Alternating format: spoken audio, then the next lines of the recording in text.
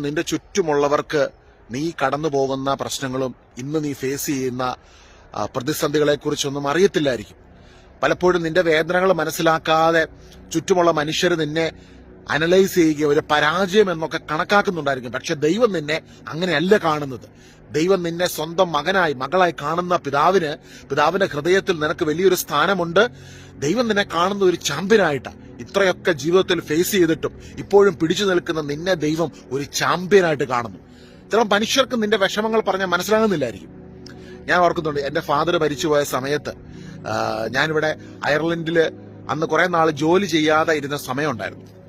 അപ്പൊ എനിക്ക് കുറെ വിഷമങ്ങൾ മാനസികമായിട്ട് പപ്പായുടെ ആ ഒരു മരണത്തിന് ശേഷം എനിക്കുണ്ടായ വേദനകളും വിഷമങ്ങളൊക്കെ നിമിത്തം ഞാനൊരു ബ്രേക്ക് എടുത്തു. പക്ഷെ എന്റെ ചുറ്റും ഉണ്ടായിരുന്ന പലർക്കും അതൊരു എന്താ പറയുന്നത്, നീ എന്തിനാ അങ്ങനെയൊക്കെ ചെയ്യുന്നത്, എന്തിനാ ബ്രേക്ക് എടുക്കുന്നത്, എന്തിനാ ജോലിക്ക് പോകാതെ ഇപ്പൊ ഇരിക്കുന്നത് കുറച്ചു മാസം. പക്ഷെ ഞാൻ അവരുടെയൊക്കെ ജീവിതത്തിലേക്ക് നോക്കിയപ്പോൾ അവരുടെയൊക്കെ അപ്പനും അമ്മയും ഉണ്ട്. അവരോട് ചില കാര്യങ്ങൾ എക്സ്പ്ലെയിൻ ചെയ്താലും അവർക്ക് മനസ്സിലാകുന്നില്ല. കാരണം എന്റെ അപ്പം മരിച്ചു പോയപ്പോൾ ഉണ്ടായ വിഷമങ്ങളും വേദനകളും അത് എത്രമാത്രമുണ്ടെന്ന് എനിക്ക് മനസ്സിലാവും. അപ്പൊ അന്ന് നമ്മുടെ ചുറ്റുമുള്ളവര് പല മനുഷ്യരുടെ അനുമാനങ്ങൾ പലരും എന്നെ കുറിച്ച് പറയുന്നത് ഞാൻ കേൾക്കാനിടയായി തീർന്നു.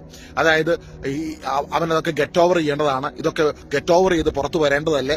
അപ്പൊ ചില കാര്യങ്ങൾ ചിലവർക്ക് അഭിപ്രായം പറയാൻ പറ്റും. പക്ഷെ അവര് ആ അവസ്ഥയിൽ വരുമ്പോൾ അല്ലെങ്കിൽ അതിലൂടെ കടന്നു പോകുമ്പോൾ മാത്രമാണ് അതിന്റെ വേദന എത്രമാത്രമെന്ന് കല്ലെറിയുന്നവർക്ക് പിടികിട്ടത്തുള്ളൂ.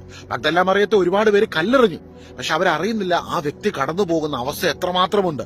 അവിടെ മഗ്ദല മറിയത്തെ ചേർത്ത് നിർത്തിയ യേശു നിന്റെ വേദനകളെ അറിയുന്നു, നിന്റെ വിഷമങ്ങളെ അറിയുന്നു, നിന്റെ ദുഃഖങ്ങളെ അറിയുന്നു, നിന്റെ തകർച്ചകളെ അറിയുന്നു. വചനത്തിലൂടെ അന്ന് ഇതേ ഈശോ എനിക്ക് സമാശ്വാസം നൽകി എന്നോട് പറഞ്ഞു, മോനെ ഞാൻ നിന്റെ കൂടെയുണ്ട്, ഈ വേദനകൾക്കുള്ളിൽ നിനക്ക് ഞാൻ തണലായി നിന്നോടൊപ്പമുണ്ട്, അപ്പനായി ഞാൻ നിനക്ക് കരുത്ത് നൽകുന്നു. ഇനി സന്ദേശം കേൾക്കുന്ന നിങ്ങളെ നോക്കി ഈശോ പറയുകയാണ്, നിങ്ങളുടെ കൂടെ ഞാനുണ്ട്.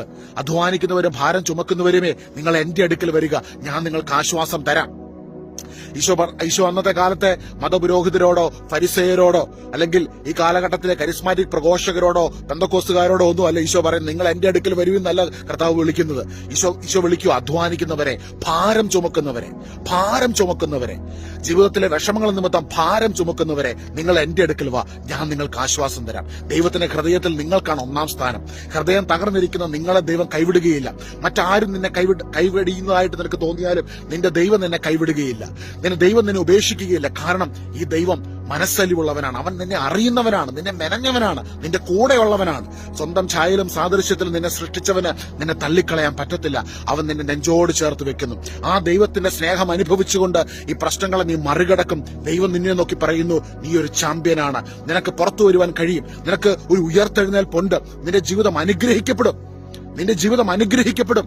ലോകം നിന്റെ മേലെ ഇടുന്ന വിധിയല്ല നിന്റെ വിധി. ഈ ദൈവത്തോടൊപ്പം നിനക്ക് പറന്നുയരുവാൻ സാധിക്കും. ഇന്ന് കടന്നു പോകുന്ന ഈ അവസ്ഥകൾക്കപ്പുറം നിനക്കൊരു ഉയർച്ചയുണ്ട്, ഒരു നന്മ നിറഞ്ഞ സാക്ഷ്യമുള്ളൊരു കാലഘട്ടം. അതായത് തകർന്ന അനേകരെ ഈശോയിലേക്ക് കരം പിടിച്ചുയർത്തുവാൻ ദൈവം നിന്നെ ഉപയോഗിക്കും. ഈശോ തന്നെ നിന്നെ ഉപയോഗിക്കും. ഈശോ നിന്റെ ഉള്ളിലിരുന്ന് നിന്നിലൂടെ സംസാരിക്കും. അനേകർക്ക് പ്രചോദനമായി നിന്റെ ജീവിതം തീരുവാൻ ഇടയായി തീരും. അതിനുവേണ്ടി ഞാൻ പ്രാർത്ഥിക്കുന്നു. ഇന്ന് കടന്നു പോകുന്ന തകർച്ചയ്ക്ക് മുൻപിൽ മനുഷ്യരിടുന്ന വിലയല്ല ദൈവം നിനക്കിടുന്ന കേട്ടോ.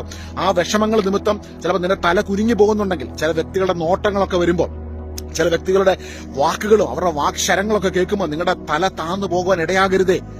നിങ്ങൾ തല ഉയർത്തിപ്പിടിച്ചു നിൽക്കുക. ദൈവം നിങ്ങളെ വാലല്ല തലയാക്കി നിർത്തും. തല ഉയർത്തിപ്പിടിച്ചു നിൽക്കുക. നിനക്ക് അനുകൂലമായൊരു ദൈവം ഉണ്ടെന്നുള്ളൊരു ഉറപ്പിൽ, ദൈവം എന്റെ പക്ഷത്തുണ്ട്. റോമ 8:31. ദൈവം നമ്മുടെ പക്ഷത്തെങ്കിൽ ആര് നമുക്കെതിരെ നിൽക്കും? ഇതായിരുന്നു ഈശോയുടെ കാലഘട്ടത്തിലെ സാധാരണക്കാരുടെ കോൺഫിഡൻസ്.